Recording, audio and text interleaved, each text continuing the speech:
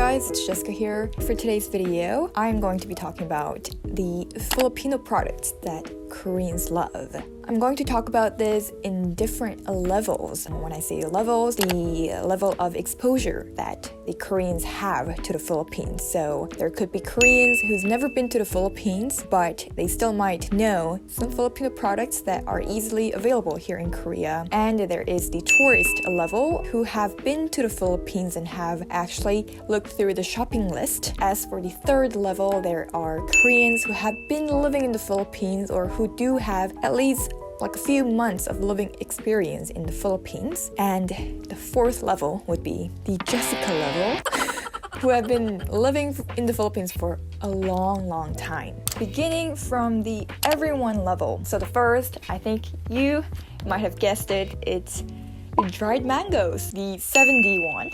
These dried mangoes are very accessible here in Korea. You can just get it from the convenience store, from any convenience store, and it's just so good. I have a very high level of trust when it comes to mangoes from the Philippines. All of my friends in Korea, they would tell me like, oh, so Philippines, they're dried mangoes. I love the dried mangoes.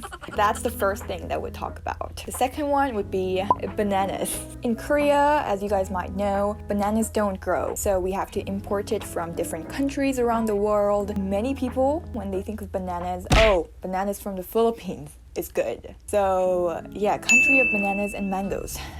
The third one, which is the last one, is San Miguel. But you know what? The San Miguel that's being exported to other countries like Korea, it's actually not made from the Philippines. It's made from Hong Kong. Yeah, they probably have a factory there because they export it to different countries around the world. And I heard this from Sylvia, my friend who loves alcohol. She also loves San Miguel. She says like most Koreans like know what San Miguel is, but many of them don't know that it actually came from the Philippines. And when we look through like the different menus, when we go to a certain restaurant, many times you can find San Miguel in the option, which I thought was like, wow, San Miguel's really big.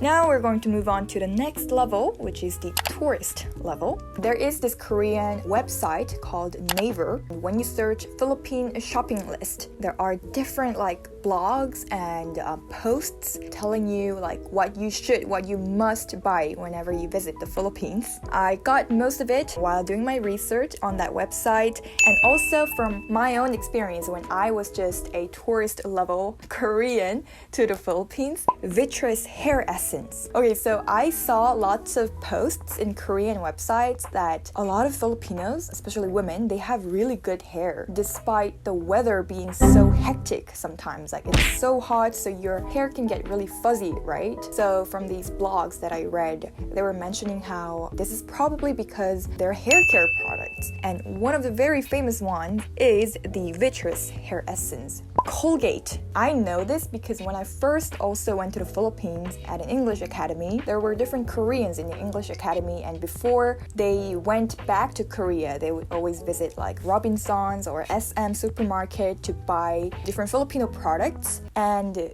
many of them would always buy Colgate. You know how in the Philippines, like many people would call toothpaste as Colgate? So because of how popular Colgate is in the Philippines, I actually thought that Colgate was Filipino. But turns out it was actually American. Did you guys know that? And I don't know, maybe like Colgate is very effective in like teeth whitening, like perhaps. And next is, this is very touristy guys, mango chocolate. You know when you go to the airport, like the Ninoy Aquino airport, and there are like souvenir stores over there, and there's always mango chocolate, like very fancy looking mango chocolate. When I first encountered mango chocolate, I was a little bit intimidated because like mangoes and chocolate, but when I tried it, I was like, wow, not bad. So I guess that's the power of chocolate.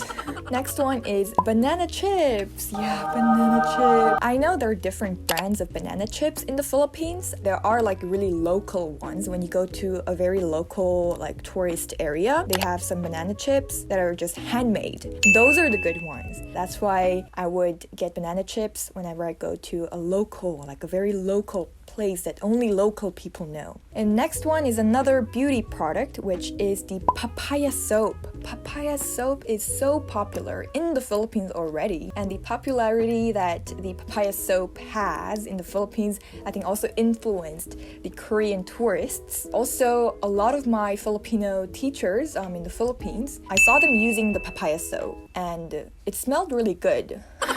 Also, when you go to those supermarket corners in the Philippines, you can find like a variety of brands that produces papaya soap. So that, I guess, just explains how famous papaya soap is. Next one is Kopiko. I've mentioned this in one of my vlogs with my grandma. You can check it out over here. And my grandma really loves that instant coffee. 이거 언제부터 먹었지? 이 커피를 먹기 시작한 데는 오래됐죠. And then the next one, oh my god, it's giving me the tourist vibes. Off cream. I'm not sure if off cream is Filipino or not. It's probably not, but it's very famous in the Philippines because there are lots of mosquitoes in the Philippines. So off cream was like a must-have product. Like, I need it.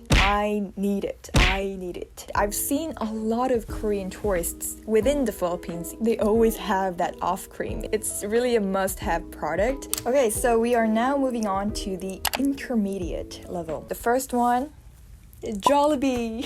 So for a lot of Korean tourists, Jollibee is on the must-visit list just because it's so iconic, you know. It's like Jollibee is Filipino. It's the #1 fast food franchise store in the Philippines, and I know there are manias of that spaghetti, the Jollibee sweet style, Pinoy style spaghetti. In Jollibee, my favorite meal was burger steak. Well, okay, Chicken Joy is of course the first one, but after, you know, excluding Chicken Joy because that's, I guess, for everyone else. I know it's not a high quality taste, obviously, because it's very affordable, but it's very addictive and it gives me memories. Aww. Next one on the list is Panzerkanton. That flavor, very unique, but very homey. For me, as a person who have been living in the Philippines for a while, when I would give like souvenirs or gifts to my Korean friends, of course I wouldn't just get dried mangoes, you know. I would get something really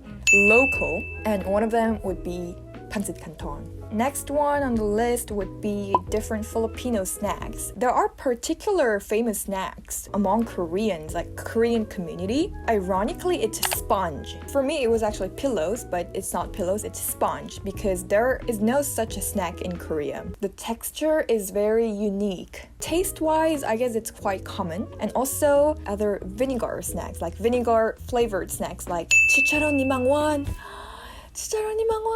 It just really brings my appetite. But the thing is, most Filipino snacks and food, it's quite salty for Koreans' tastes. They would still like it, but they can't have like all of it in one go. Now the time has come for the ultimate level, which is the Jessica level. Food seasonings like magic sarap, Knorr sinigang mix. I do not want to promote unhealthy food, but sometimes, you know, a little bit of MSG, I would say, is okay. And it's very useful to make different Filipino dishes like the sinigang mix. Just with that mix, you can create that authentic sinigang flavor. The next one I would say are different local handmade products, things that are made with bamboo or other local materials. Those are the products that are quite difficult to get in Korea. I just love any handmade products that are made by like local artists from local materials, because that kind of makes me feel grounded, like, okay, these are really local and the quality is still very good. So I think it's just like a perfect product to give as a present, as a gift as well. Lastly, I would also like to mention some of the local brands in the Philippines that I personally know of, like Hindi Weber Everyday. So it's a clothing brand. The owner of it is actually one of my mom's friends, so my tita. I even once modeled